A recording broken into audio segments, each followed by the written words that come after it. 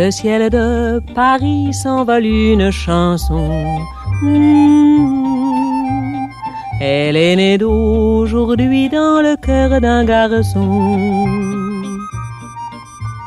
Sous le ciel de Paris, Paris outragé, Paris brisé, Paris martyrisé, mais Paris libéré. Sous le pont de Bercy, un philosophe assis, deux musiciens, quelques badauds, puis des gens par milliers. Algériens, les amis, depuis bientôt 3 semaines, tous les jours du haut de ce forum, nous avons rappelé le général de Gaulle. Notre long cri de foi et d'espérance a été entendu. Le général de Gaulle est parmi nous.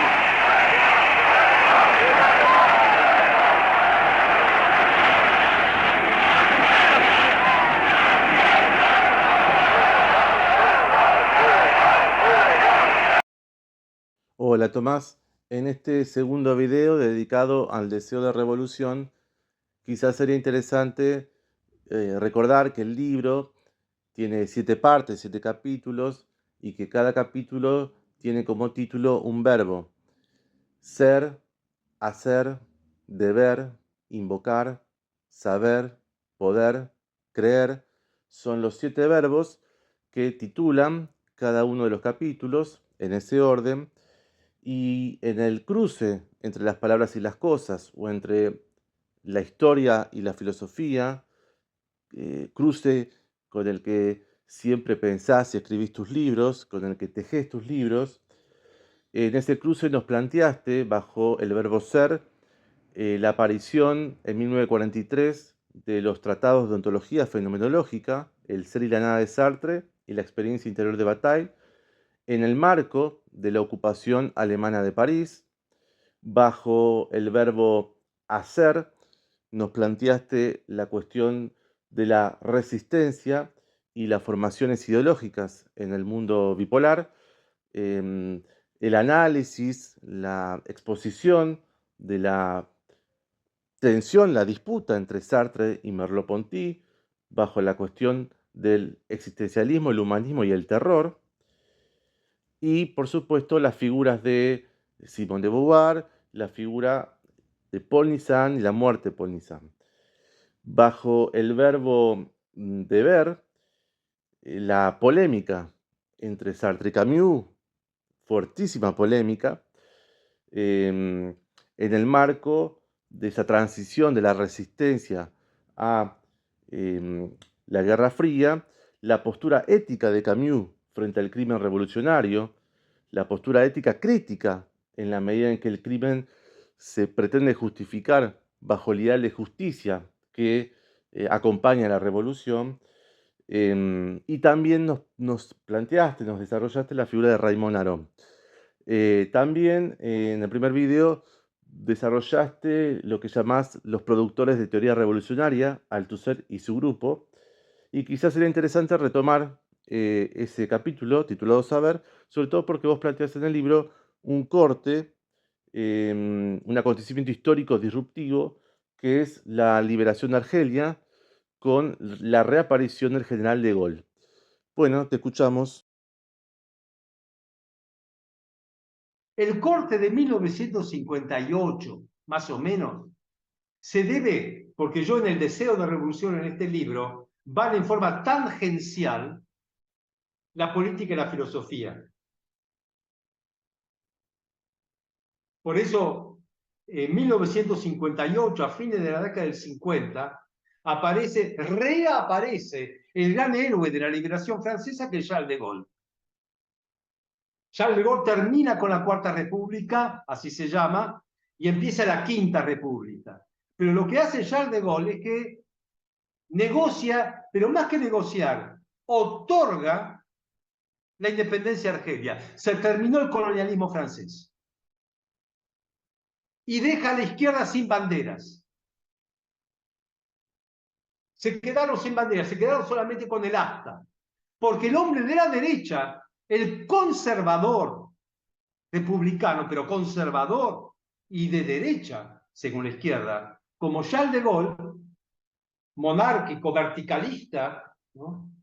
Es el que, en contra de las principales jerarquías del ejército francés, que atentaron contra su vida, contra de Gaulle un par de veces, Argelia independiente. Y con la Argelia independiente se desinfla la posguerra francesa. Y se desinfla el revolucionarismo político ideológico de la posguerra francesa que empezó en 1945 y cuyo personaje y protagonista principal fue Jean-Paul Sartre. Y estas cosas de resonancias entre lo político y lo cultural aparecen muy a menudo. No quiere decir que sean contemporáneas en el año o en el mes, etc., pero que hay resonancias. Y estas resonancias políticas van a incidir en el terreno cultural. En la vigencia de la filosofía a la Sartre, del revolucionarismo y de la revolución, de la bipolaridad y del tomar partido por uno de los bloques, y la literatura comprometida ya empieza, poco a poco ya estaba perdiendo vitalidad y aparece una nueva generación, pero de edad, gente más joven que Sartre y de una nueva generación que aparece tanto en la literatura como en la filosofía, que son los ámbitos que Sartre también ocupaba. En la literatura, bien, Alain Robbe-Grillet, la nueva novela, Michel Butor, Jean Ricardou, Nathalie Sarraute, otra gente. Pero además, con esta gente joven, vienen epígonos, ¿no?, que no son tan jóvenes, pero que fueron acallados de algún modo por el monopolio del gran patriarca sartriano, pero que no dejaron de escribir y no dejaron de pensar, pero que eran leídos un poquito en silencio y al margen. ¿A quién me refiero? Georges Bataille, vuelve Georges Bataille, Maurice Blanchot y Pierre Klossowski, por ejemplo. Ahora, ¿qué hicieron estos señores? Ellos siguieron pensando y siguieron escribiendo y siguieron pensando filosóficamente. ¿Sobre qué? Sobre literatura. Pensaban la literatura, no pensaban Hegel, no pensaban Platón, pensaban Lautréamont, pensaban el Marqués de Sade, pensaban Raymond Roussel, pensaban literatura. Y los jóvenes filósofos de l'école normale, los jóvenes filósofos, como Derrida, como Foucault, como Roland Barthes, leían a Blanchot, leían a Klossowski, leían a Bataille. Otro mundo. Vuelve a pensar el mundo literario, no como compromiso, que Robbe-Grillet va a decir, es típico de esta ideología llamada comprometida, hacer de todo el cosmos una especie de tragedia humanista, en el que todos tenemos un deber, por el mero hecho de sentarnos a escribir, ya tenemos el deber de ser buenos ciudadanos, comunistas, gente de izquierda, estar comprometidos con el tema del hambre en el mundo, con los oprimidos, etc. Cada palabra que escribimos va a ir a un tribunal en donde va a haber un jurado que nos va a eximir o condenar sobre nuestro derecho a hacer lo que queremos. Y no, señor, vamos a hacer lo que queremos. Y vamos a escribir sobre lo que queremos. Y vamos a dignificar nuestro oficio de escritores por el mero hecho de escribir. Escribimos porque escribir tiene algo placentero. El placer del texto, va a decir Roland Barthes. Tiene algo lúdico. Tiene algo gratuito, de puro gasto, va a decir Georges Bataille. Va a ser un lujo y vamos a defender el lujo de la literatura.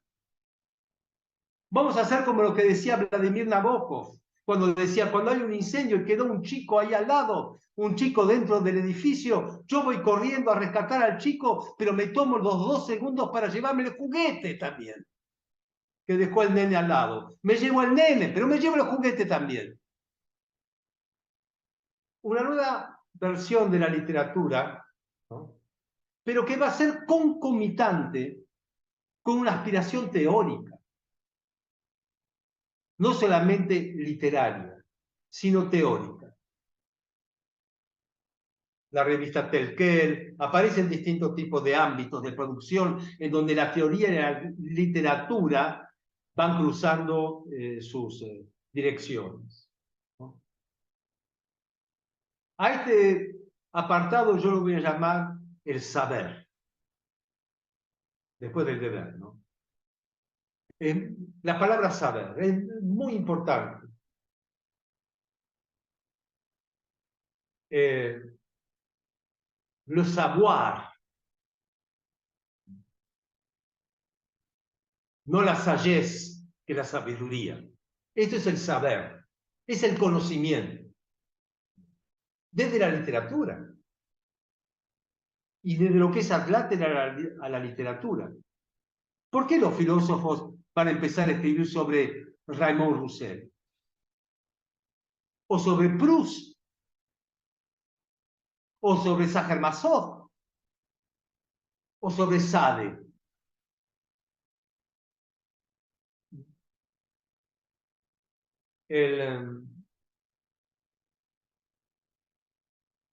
Por un lado, la literatura que poco a poco se va a llamar escritura, para abarcar un espacio literario, como dice Blanchot, donde no solamente está la literatura, y al mismo tiempo lo que se viene arrastrando, durante la vigencia del sartrismo, que es esta revolución dentro del espacio, del dominio de las llamadas ciencias humanas, de nuevas disciplinas, aparentemente ajenas, que van a redistribuir absolutamente el mosaico del conocimiento, la lingüística y la antropología estructural. En Francia eso significa Lévi-Strauss, Saussure y Jacobson, por ejemplo. Hay que pensar todo nuevamente. El saber.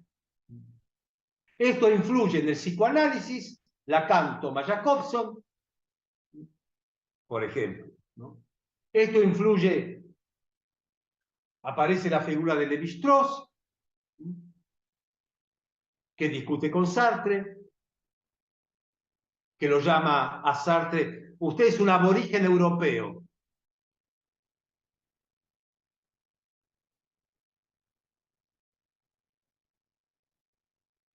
Y el saber. Foucault anuncia en las palabras y las cosas la constitución de una ciencia general de los signos.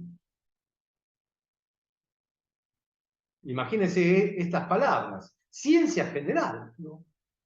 ¿Y de qué palabras? De los signos. Porque se habla de signos, se habla de lengua, se habla de lenguaje. Lo que otros llamaron en forma bastante banal, el giro lingüístico. Fue mucho más que eso.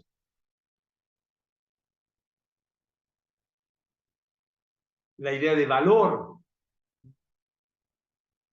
la idea de diferencia, la idea de repetición, etc. Esto cambia absolutamente todo este panorama. Ciencia general de los signos, va a decir Foucault. Práctica teórica, va a decir Althusser.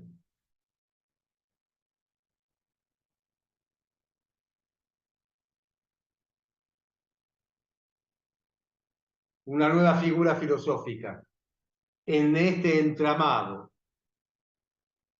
Hegel afuera. Platón y Hegel afuera. Estas dos especies de mojones de la historia de la filosofía. La filosofía nace con Platón. Y culmina con su gran monarca, Hegel. Cae Platón, cae Hegel.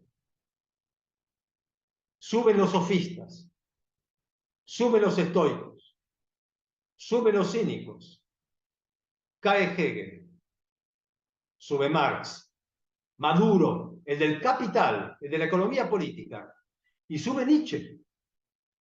Y sube Nietzsche en el mundo del saber.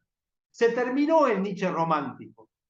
Se terminó el Nietzsche este que está en una roca y ahí se inspira en el eterno retorno. Por supuesto que se terminó el Nietzsche que coqueteaba ahí con la voluntad de poder que le dio letra al nazismo. Basta de este Nietzsche pasional. Nietzsche es un filósofo riguroso, como el Nietzsche de Deleuze, como el Nietzsche que en ciertos apartados va a usar Foucault, como el Nietzsche en la genealogía de la historia, ¿no? Un Nietzsche conceptual. Marx y Nietzsche, Nietzsche y Marx. Esto es lo que hay que leer. Por supuesto, también a Freud.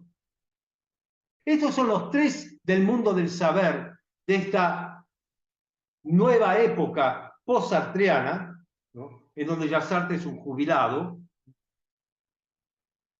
donde la palabra revolución se deja de un lado en cuanto a compromiso político, pero vuelve a instalarse porque no pueden no hacerlo en la filosofía francesa como revolución teórica, como corte, como discontinuidad, como subversión del sujeto. Son muy importantes estas palabras.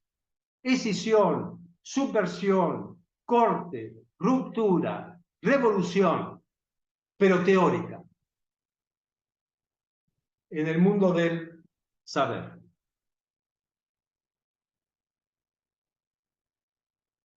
Sí. Hay algo muy interesante en el libro, del pasaje, porque entre el deber y el saber está el invocar, que es el Sartre invocado desde acá, ¿no? Que seguramente en un rato vas a hablar. Pero es muy interesante cómo esto que decías, la cuestión ética, ¿no? Que tiene que ver con el matar. Eh, y ese vínculo entre revolución y terror, ¿no? Es decir, el deseo y el terror. Y es interesante como vos pones en el saber la cuestión de la literatura y del poder, y de alguna manera como en esos textos de Blanchot, incluso del propio Foucault, al principio, los 50 y 60, y Bataille, todo ese juego en la literatura de la muerte, ¿no? El fuego, el éxtasis, la disolución, y de alguna manera la muerte como un tópico dentro de la literatura, ¿no? Pero, digamos, se pasa de eso de lo ético a la cuestión literaria por sí misma, ¿no? Es muy interesante que la verdad que está muy interesante leerlo en ese tránsito que vos haces de, del no matarás, digamos, como precepto eh, antirrevolucionario sería, porque es el problema de la revolución y el terror, digamos, ¿no? Y la literatura y el poder, ¿no? Y la muerte ahí. Hiciste muy bien a recordármelo porque vos sabés que me he olvidado de la parte que se llama invocar, que tiene relación con lo que pasó en Argentina con Sartre y con las derivaciones de Sartre. Y además es interesante esto que vos mencionás. La idea de revolución es una idea que incluye el tema de la muerte. Y sin duda el tema de la muerte, después en el mundo del saber, ¿no? Con Blanchot y con el mismo Foucault, etcétera, está siempre de algún modo vigente. Sí, hay una parte dedicada a los efectos de Sartre en el mundo cultural argentino. Desde la revista Contorno, ¿no? Hasta 30 años después, con el número este que había mencionado hace un rato, del Letón Moderno, donde escriben Viña, Rosichner, Portantiero, escriben todos ellos. Y en la revista Contorno también escriben Mazota, Viñas, etc. Sebrelli y demás. Acá tenemos 30 años de diferencia en la que los mismos tipos hablan de Sartre. Y que fueron muy importantes en la cultura argentina, como lo fue David Viñas, como lo fue su hermano también en el terreno político, cultural político Ismael Viñas, como lo fue Noé Gitré, como todos los que escribían ahí en la revista Contorno en los años 50 y algo, que llegan al primer posperonismo. Y después en el año 81 y demás, Sartre, ¿no? David Viñas, que dice, argentinos y franceses estamos unidos, porque ustedes pusieron a Sartre y nosotros al Che. Entonces, viste, estamos ahí juntos alrededor de, no sé si una mesa redonda o de un ataúd.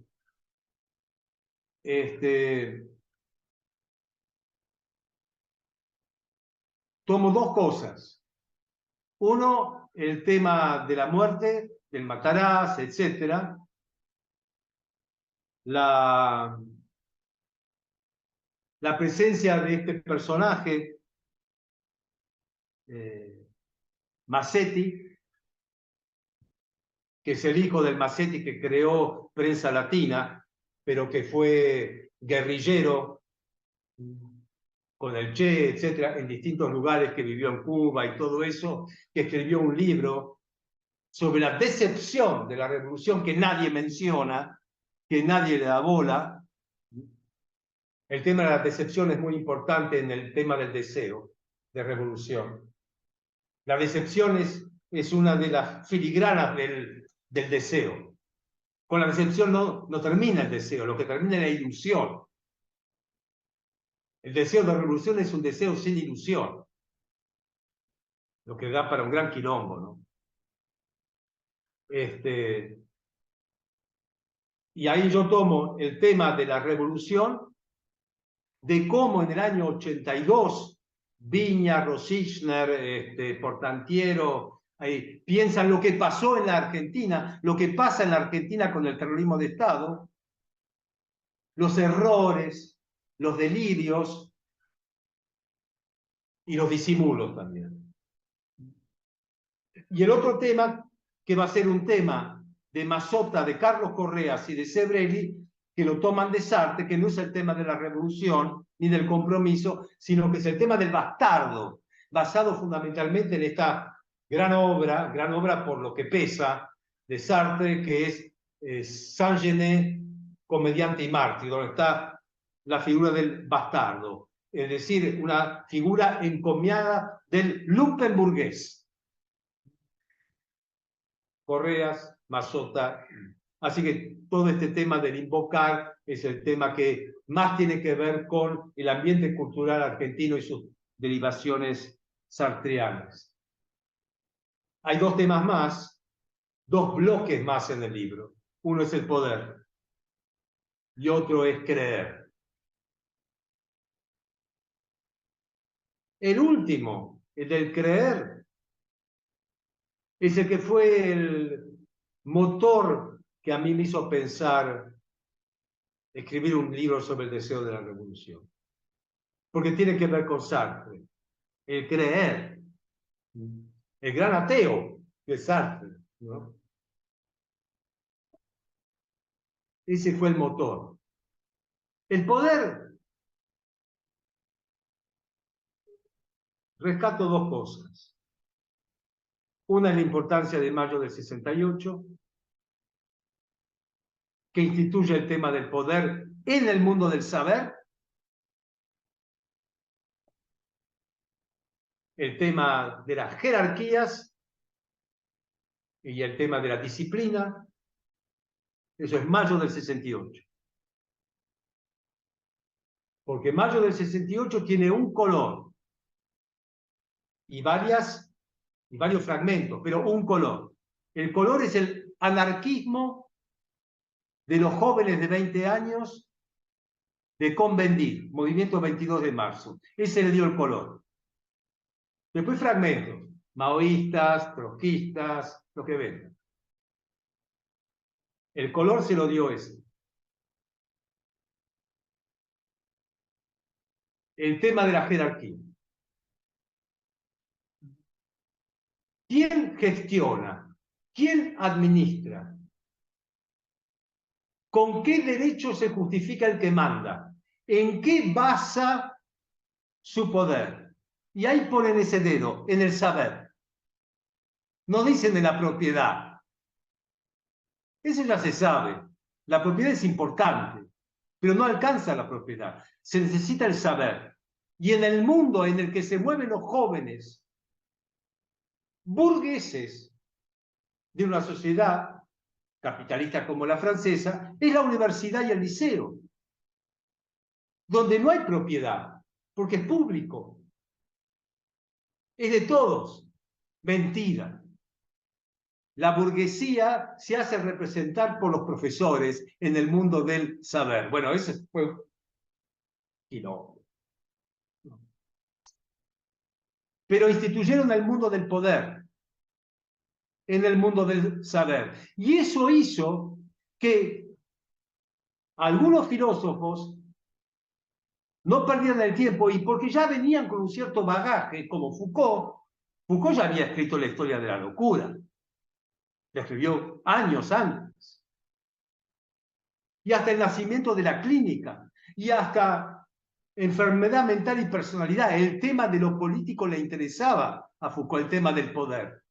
Cuando escribe la historia de la historia de la locura no es un libro del año 1960, o de un libro que escribió durante Suecia. Es un libro que instituye las relaciones entre las discontinuidades en el mundo de la filosofía con discontinuidades institucionales como el asilo, el hospital, el leprosario, etc. Ya Foucault está en ese mundo. Pero cuando se aparece el mayo del 68, ahí ya estamos.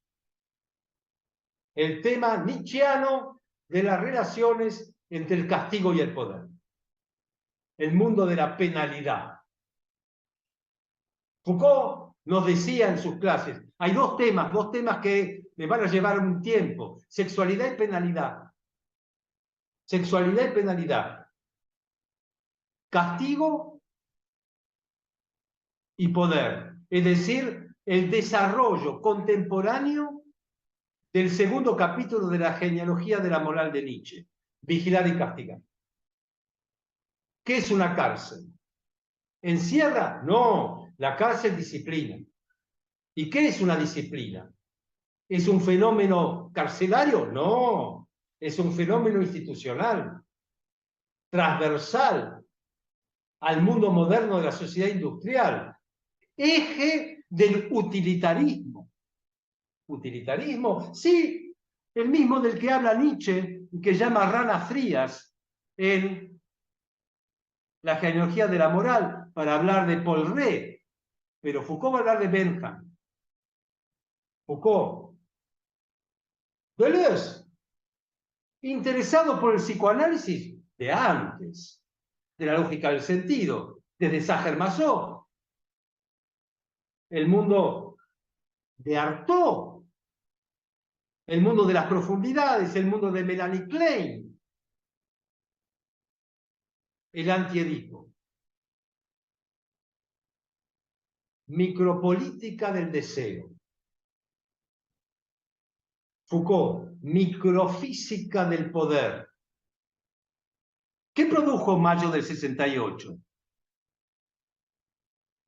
Estado, ideología y clases sociales. Este paquete tradicional lo vamos a dejar a un lado y vamos a hablar de poder de otro modo. No solamente institucional. Vamos a hablar de otro modo. El poder como algo positivo. El deseo como algo positivo. Positivo no es bueno. Positivo es afirmativo en el sentido nietzscheano.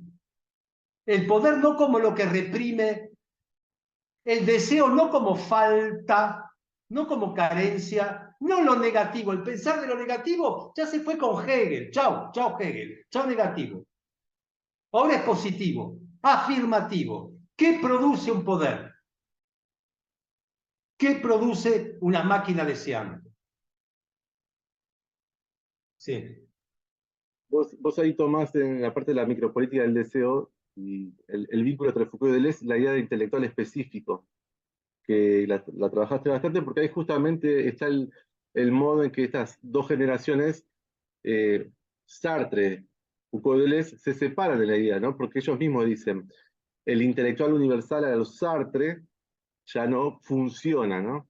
Y vos lo tomás ahí como parte de este modo de pensar lo micro, ¿no? Sí. Bueno, el tema del intelectual específico hago un desarrollo bastante trabajado para mí, al menos, en el próximo libro que es La Máscara Foucault, que tiene otras derivaciones. Y finalmente voy a terminar. Una quiero decir, el tema de la decepción es muy importante. La decepción como afirmativa, como algo positivo. Como dice Marcelo Bielsa, ¿no? Las victorias no enseñan nada, las que enseñan son las derrotas. Sí. Digo Bielsa porque estoy acá en Colonia y todo el mundo me está hablando de que va a ser el director técnico de la selección de Uruguay, están todos al palo con ese tema. Estaba pensando en la parte de la micropolítica del deseo, esta muerte del hombre, o desarrollar la cuestión de la muerte del hombre, y cómo con Deleuze aparece lo del animal, que es justamente la línea de fuga, ¿no? El animal sabe, busca la salida, ¿no? Nada, toda esa parte es muy, muy interesante de tu libro, pero estabas con el tema de la creencia, ¿no? Del creer. Sí, dije que esa es la parte que dio como el móvil para escribir este libro y tiene que ver con Sartre. Sartre quedó ciego en el año 1972, más o menos, sí, que tenía 67 años, nació en el 5. Él no andaba muy bien, pero tuvo un aneurisma, por el cual ya andaba mal de la vista, tiene un ojo estrábico y quedó ciego, mientras estaba escribiendo el 4º tomo de su Flaubert. Sartre es un hombre que tomaba una cantidad de pastillas anfetamínicas por día que cuesta mucho creer que eso pudiera ser cierto. Y las bajaba con whisky.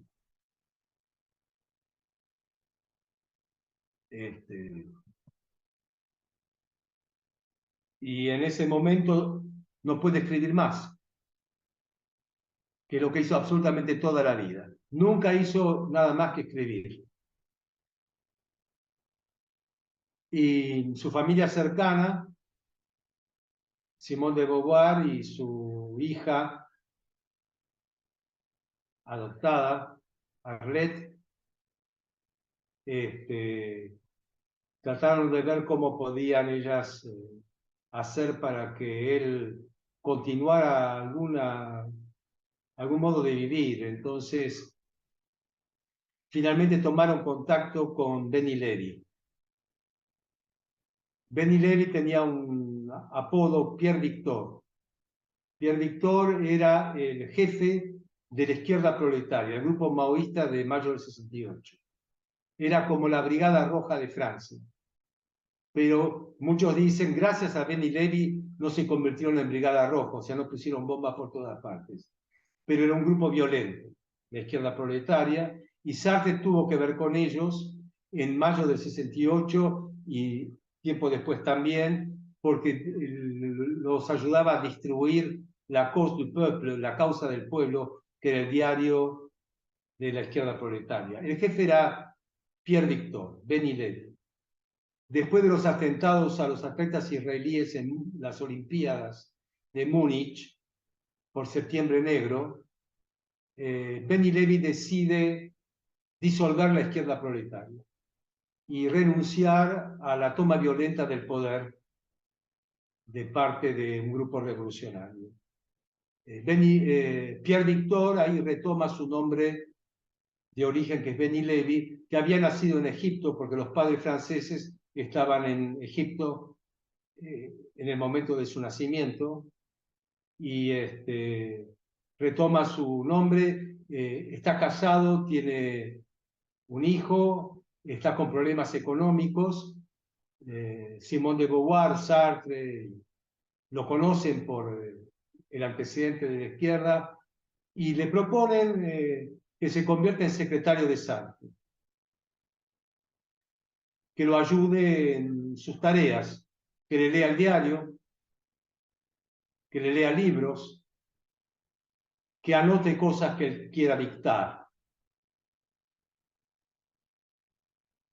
Y eso, ahí nace esta relación que dura unos 7, 8 años, hasta que Sartre muere, creo que en abril de 1980. Esto es se va a crear una relación que para mí fue, no sé cómo decirlo, ¿no? Como un cuento de hadas, porque es una fábula.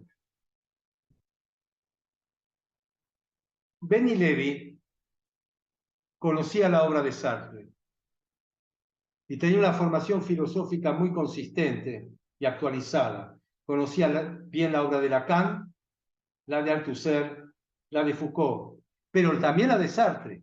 Pero la de Sartre significa desde lo imaginario, desde Bosquejo de una teoría de las emociones, las obras de Sartre del 30, hasta la crítica de la razón dialéctica. Y entonces Sartre encuentra a un par intelectual que revisa su pasado militante revolucionario, Benny Lévy, y Sartre revisa su pensamiento filosófico, fenomenológico y marxista, existencial y marxista, lo revisa y además revisa sus posturas ideológicas. Los dos revisan. Son dos revisionistas, como decía los maoístas, ¿no? Vuelven a pensar, los dos. Y hay un intercambio permanente. Pero no porque vayan en una cierta dirección. Ponen en tela de juicio, a la manera nietzscheana que ponía en tela de juicio su propia obra cada vez que escribía una nueva, ¿no? Ponen en tela de juicio lo que pensaron. Están en pelota. Después de haber sembrado todo tipo de frutos que muchísima gente en el mundo compró, que hizo cambiar de vida a mucha gente. Están ahí, en el desierto. Pero Benny Lévy empieza a encontrar su camino, que es el camino de la religión judía. Empieza a estudiar hebreo, la Torá, la cultura y la tradición judía, que es un camino del que yo hablo in extenso en la última parte de mi libro, Creer, que van a tomar varios llamados, entre comillas, nuevos filósofos. El camino de la religión. Es decir, se les cayó el comunismo, que vemos que de alguna manera funcionaba como religión, como bien dijo Putin en la película que hizo Oliver Stone, un documental sobre Putin, porque Putin está yendo a la iglesia, va a la iglesia ortodoxa rusa, ¿no? Y va a la iglesia y está ahí con los pastores, con los patriarcas. Y Stone le dice, pero usted antes no era religioso. Dice, no, yo no. El pueblo ruso es religioso. Y como el pueblo ruso es religioso, yo me incorporo al pueblo ruso, porque usted debe saber que la caída del comunismo dejó un gran vacío que solo puede ser llenado por la religión. Putin.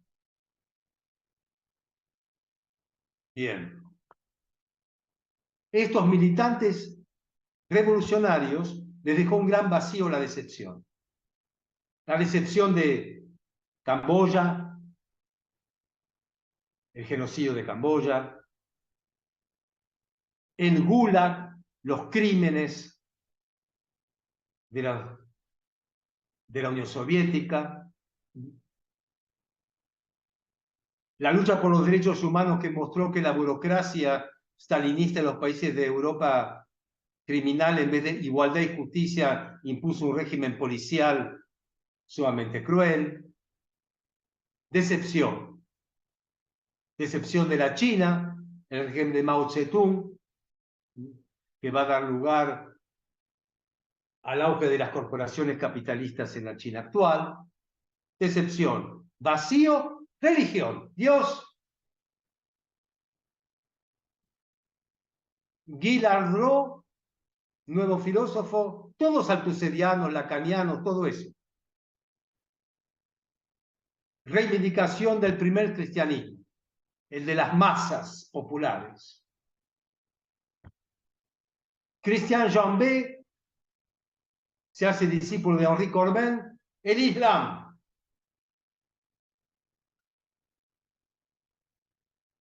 Bernard-Henri Lévy, bueno, por el judaísmo a través de Levinas. Jean-Claude Milner, lingüista, lacaniano, todo lo que uno quiera, judaísmo y sionismo. Benny Lévy, rabinato. Y Sartre nada. Sartre está con Benny Lévy hablando sobre cómo seguimos. Pero Benny Lévy le dice a Sartre, yo sé por dónde seguir, porque yo encontré una verdad. Yo encontré una verdad. Entonces yo digo, mirá vos, Sartre, el que durante 3 décadas inspiró, y me quedo corto, a los intelectuales argentinos, desde David Viñas y Oscar Mazota, Abelardo Castillo y Ricardo Piglia, el de la literatura comprometida, Sartre. Y le dice a Simón de Beauvoir, Benny todo el tiempo me habla de la Torá, y la verdad que mucho no me interesa, pero no sé muy bien cómo, porque Benny Lévy tiene una verdad, y Sartre no. Entonces yo digo, ¿pero cómo? Se habla tanto de antiplatonismo, porque se menciona Nietzsche, se menciona esto y el otro. Antiplatonismo es esto. Tenemos 2 diálogos de Platón, Alcibíades y Fedón. Tenemos al joven Alcibíades, que ya no va a ser tan joven, pero joven, Fedón, Platón, los muchachos, y un maestro, Sócrates. El maestro dice, bueno, me procesaron, se terminó. Me voy al paraíso, al mundo de las ideas. Por fin lo estaba esperando. No. Mirá, la puerta está abierta, nos podemos ir. Yo no me voy a ningún lado. Yo me quedo acá y ¿saben qué? Todo lo que prediqué durante toda mi vida se va a cumplir. Me libero. No lloren, termínenla. No entendieron nada.